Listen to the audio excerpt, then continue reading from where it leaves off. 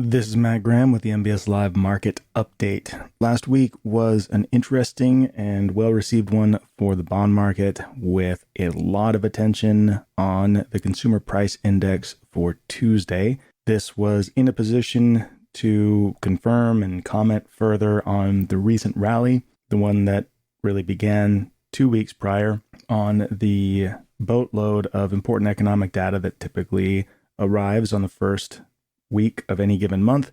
That's the one that culminated in the lower than expected jobs report that took yields all the way down to 4.5%. The following week had some treasury auctions and some Fed speakers, but was ultimately flat to slightly weaker for bonds.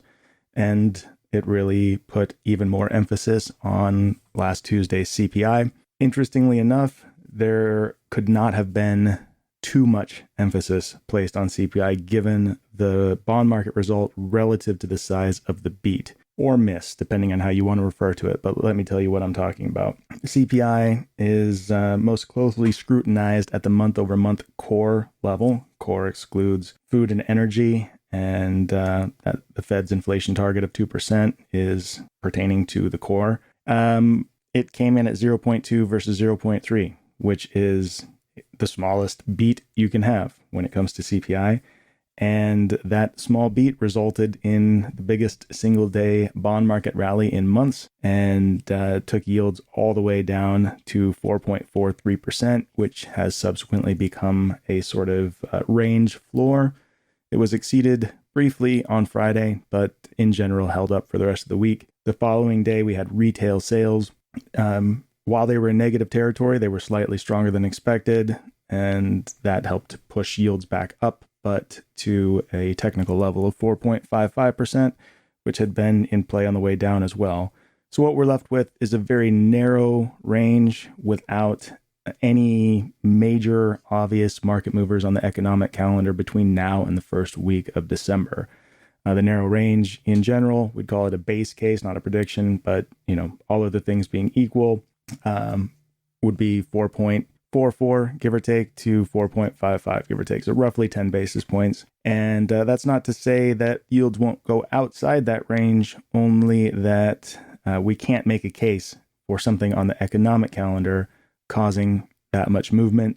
And we can be sure, no matter how bonds move between now and the first week of December, that the first week of December is incredibly important, because it would really start to stack up economic data that makes a case for the Fed needing to cut rates as opposed to hike rates.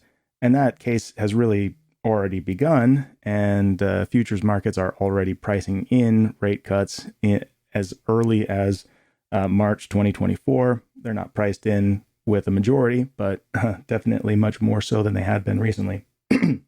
Whether that pans out or not is entirely dependent on economic data, and the first week of December is really the focal point for that. As always, keep in mind that Thanksgiving week can be a very odd one for the bond market. So while we might not have anything on the econ calendar that looks like it'll cause a bunch of volatility, you can still get volatility simply because of the weirdness of the week. What does weird mean? Lower volume, lower liquidity. That gives fewer traders and fewer dollars a chance to cause bigger market movement than they otherwise might.